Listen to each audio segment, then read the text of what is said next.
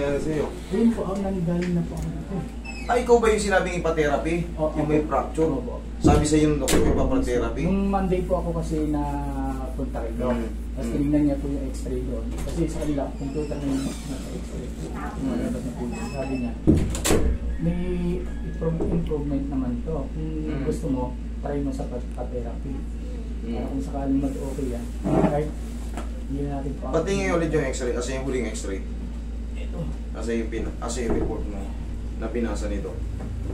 Wala silang binigay na ganun. Hindi yung yung binasa ni Doc nung kamo na X-ray lang po sa computer kung nakuha ko eh. Tingin. Ito kasi si Sir, galing na doon nung nakaraan. Fracture yung paa niya. Tinanggihan ko. Ngayon nagpalit, si doktor, i-therapy daw.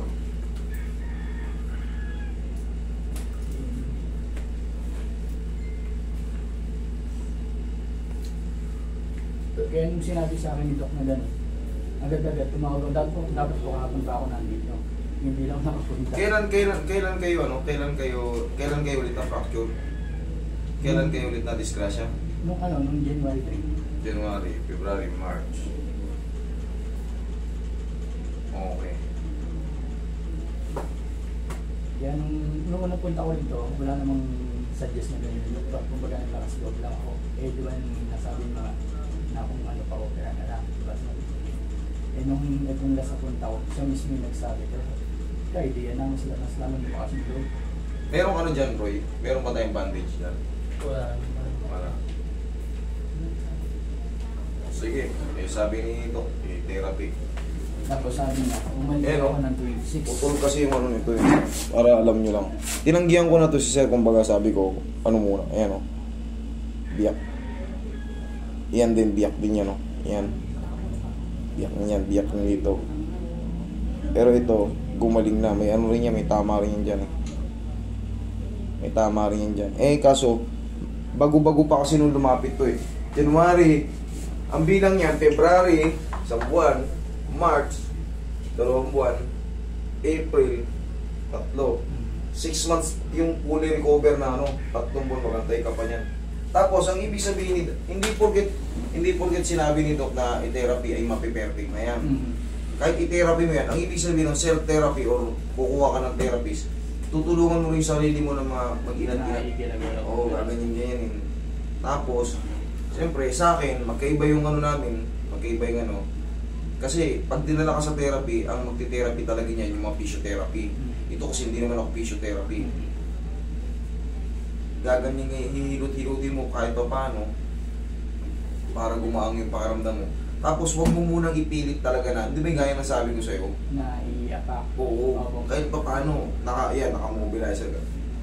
Kasi nga, basag-basag yung yung kanto na yun, pag nagagalaw yun, imbis na dumidikit na naantala yung pagdikit. Parang di ba dumidikit, yung sugat mo, kumukugang na. Natabig mo na naman yung sugat. Oo, dudugo na naman. Kasi, ito yung putol sa'yo. Ikaw ata yung sinampulan ko rin ito eh. O kita mo, ikaw yung sinampulan ko nito eh. Siyempre, pag dumidiin yan, gumaganin yan. Tapos may mga ligaments din yan. Basag yung paganto mo. Ikaw yung sinampulan ko nito nun eh. Kaya hindi... nakita mo, ganun pa rin yung assessment ko sa'yo. Oo. Kaya nga hindi ako babalik dito kung wala talaga sinabi si Doc na Oo, sige ka. Di same pa rin yung ko eh. Kasi, yun talagang treatment niyan eh. Sige. Kailangan mo lang talaga magano ko muna ng gabay para hindi siya sobrang diin. Okay, nakikita naman ng ibang tao na naka-mobilizer ka eh, para ibig sabihin, talagang may injury ka. Huwag mo muna ikahiyan na gusto natin makarecover eh. Kailangan, depensahan natin itong mga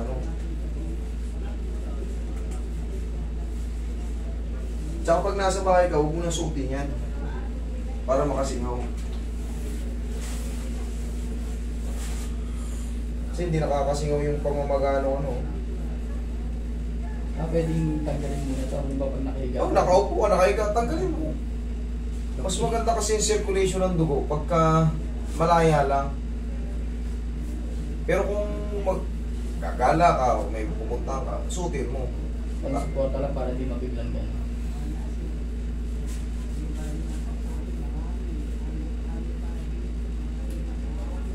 Sa motor yan, sir, no? Hindi po. Saan pa nangyari?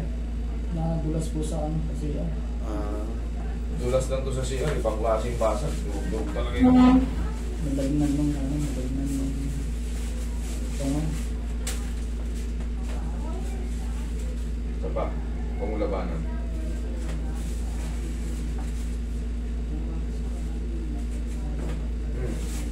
Good.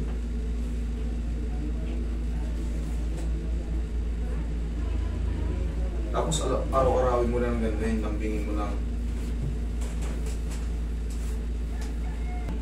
Hindi mo may gagano.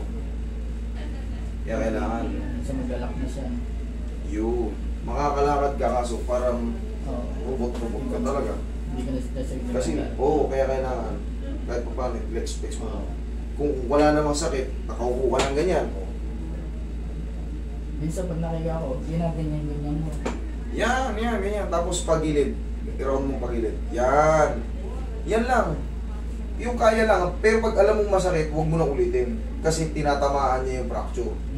Pero kung goods naman, yung di goods. Wala naman po ako naraming pagkagawa. Obserbahan mo lang. Pero pag may masakit na masakit, pag kinilos mo lang ganun, ay masakit yun Parang ah. may gumagano sa loob. Unti-untiin mo lang. Kumbaga, bagalan mo lang kung hanggang saan lang. Para yung mga tendon, mga ligaments, nagkakaroon ng movement, adjust. Kasi talos joint na may control sa ganun. Yung talos joint siya may control sa ganyan. Siya ang nagpapalaro ng ganyan.